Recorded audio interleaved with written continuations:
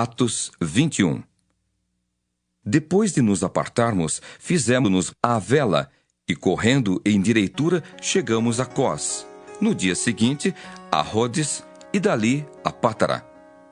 Achando o navio que ia para a Fenícia, embarcamos nele, seguindo viagem.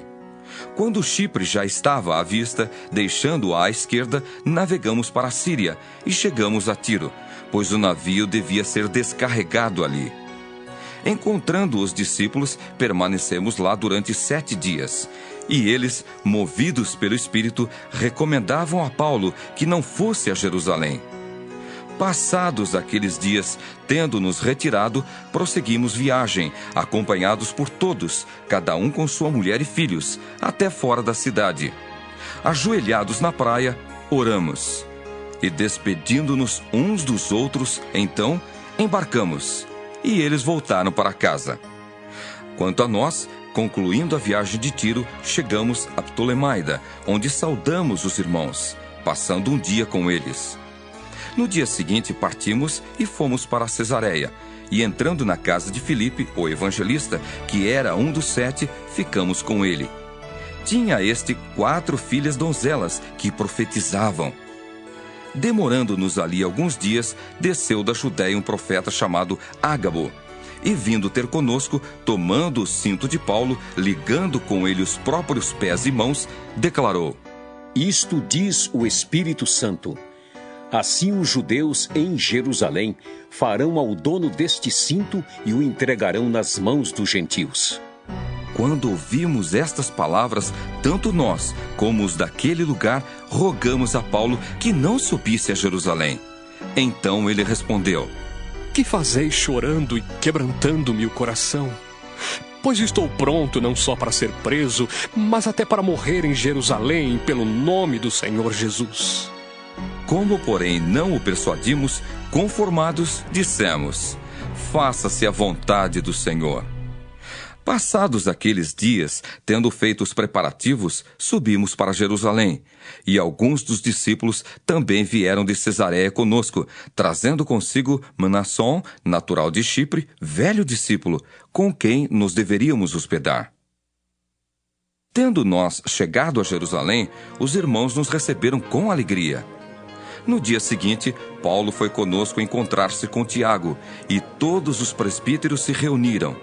E, tendo-o saudado, contou minuciosamente o que Deus fizera entre os gentios por seu ministério. Ouvindo-o, deram eles glória a Deus, e lhe disseram: Bem vês, irmão, quantas dezenas de milhares há entre os judeus que creram, e todos são zelosos da lei. E foram informados a teu respeito que ensinas todos os judeus entre os gentios a apostatarem de Moisés, dizendo-lhes que não devem circuncidar os filhos, nem andar segundo os costumes da lei. Que se há de fazer, pois? Certamente saberão da tua chegada. Faze, portanto, o que te vamos dizer. Estão entre nós 4 homens que voluntariamente aceitaram o voto. Toma-os, purifica-te com eles e faze a despesa necessária para que raspem a cabeça. E saberão todos que não é verdade o que se diz a teu respeito, e que, pelo contrário, andas também tu mesmo guardando a lei. Quanto aos gentios que creram, já lhes transmitimos decisões para que se abstenham das coisas sacrificadas a ídolos, do sangue, da carne de animais sufocados e das relações sexuais ilícitas. Então Paulo, tomando aqueles homens no dia seguinte, tendo-se purificado com eles, entrou no templo, acertando o cumprimento dos dias da purificação, até que se fizesse a oferta em favor de cada um deles. Quando já estavam por findar os 7 dias, os judeus, vindos da Ásia, tendo visto Paulo no templo, alvoroçaram todo o povo e o agarraram, gritando: Israelitas, socorro! Este é o homem que por toda parte ensina todos a serem contra o povo, contra a lei e contra este lugar. Ainda mais, introduziu até gregos no templo e profanou este recinto sagrado. Pois antes, Tinham visto Trófimo, o Efésio, em sua companhia na cidade e julgavam que Paulo o introduzira no templo. Agitou-se toda a cidade, havendo concorrência do povo, e agarrando a Paulo, arrastaram-no para fora do templo, e imediatamente foram fechadas as portas. Procurando eles matá-lo, chegou ao conhecimento do comandante da força que toda a Jerusalém estava amotinada. Então este, levando logo soldados e centuriões, correu para o meio do povo. Ao verem chegar o comandante e os soldados, cessaram de espancar Paulo.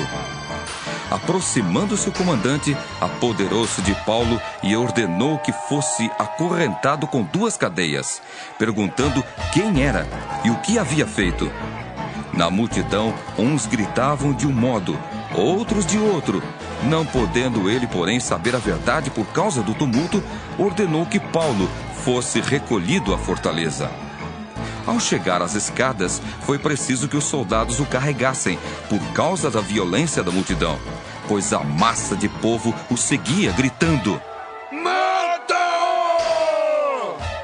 E quando Paulo ia sendo recolhido à fortaleza, disse ao comandante: "É-me permitido dizer-te alguma coisa?" Respondeu ele: Sabes o grego? Não és tu, porventura, o egípcio que há tempos sublevou e conduziu ao deserto 4.000 sicários? Respondeu-lhe Paulo: Eu sou judeu, natural de Tarso, cidade não insignificante da Cilícia, e rogo-te que me permitas falar ao povo. Obtida a permissão, Paulo, em pé na escada, fez com a mão sinal ao povo. Fez-se grande silêncio, e ele falou em língua hebraica, dizendo: Atos 22. Irmãos e pais, ouvi agora a minha defesa perante vós. Quando ouviram que lhes falava em língua hebraica, guardaram ainda maior silêncio. E continuou: Eu sou judeu, nasci em Tarso da Cilícia, mas criei-me nesta cidade e aqui fui instruído aos pés de Gamaliel, segundo a exatidão da lei de nossos antepassados, sendo zeloso para com Deus, assim como todos vós o sois no dia de hoje. Persegui este caminho até a morte, prendendo e metendo em cárceres homens e mulheres, de que são testemunhas o sumo sacerdote e todos os anciãos. Destes recebi cartas para os irmãos, e ia para Damasco no propósito de trazer manietados para Jerusalém os que também lá estivessem, para serem punidos. Ora, aconteceu que, indo de caminho e já perto de Damasco, quase ao meio-dia, repentinamente grande luz do céu brilhou ao redor de mim. Então caí por terra, ouvindo uma voz que me dizia: Saulo, Saulo, por que me persegues? Perguntei: Quem és tu, Senhor? Ao que me respondeu: Eu sou Jesus, o Nazareno, a quem tu persegues. Os que estavam comigo viram a luz, sem contudo perceberem o sentido da voz de quem falava comigo. Então perguntei: Que farei, Senhor? E o Senhor me disse: Levanta-te, entra em Damasco, pois ali te dirão acerca de tudo o que te é ordenado fazer. Tendo ficado cego por causa do fulgor daquela luz, guiado pela mão dos que estavam comigo, cheguei a Damasco. Um homem chamado Ananias, piedoso conforme a lei, tendo bom testemunho de todos os judeus que ali moravam, veio procurar-me e, pondo-se junto a mim, disse: Saulo, irmão, recebe novamente a vista. Nessa mesma hora, recobrei a vista e olhei para ele. Então ele disse: O Deus de nossos pais, de antemão, te escolheu para conheceres a sua vontade, veres o justo e ouvires uma voz da sua própria boca, porque terás de ser sua testemunha diante de todos os homens das coisas que tens visto e ouvido. E agora por que te demoras? Levanta-te, recebe o batismo e lava os teus pecados, invocando o nome dele. Tendo eu voltado para Jerusalém, enquanto orava no templo, sobreveio-me um êxtase, e vi aquele que falava comigo: Apressa-te e sai logo de Jerusalém, porque não receberão o teu testemunho a meu respeito. Eu disse: Senhor, eles bem sabem que eu encerrava em prisão e nas sinagogas açoitava os que criam em ti. Quando se derramava o sangue de Estevão, tua testemunha, eu também estava presente, consentia nisso e até guardei as vestes dos que o matavam. Mas ele me disse: vai, porque eu te enviarei para longe, aos gentios. Ouviram-no até essa palavra e então gritaram dizendo: tira tal homem da terra, porque não convém que ele viva. Ora, estando eles gritando, arrojando de si as suas capas, atirando poeira para os ares, ordenou o comandante que Paulo fosse recolhido à fortaleza e que, sob açoite, fosse interrogado para saber por que motivo assim clamavam contra ele. Quando estavam amarrando com correias, disse Paulo ao centurião presente: ser-vos-á porventura lícito açoitar um cidadão romano sem estar condenado?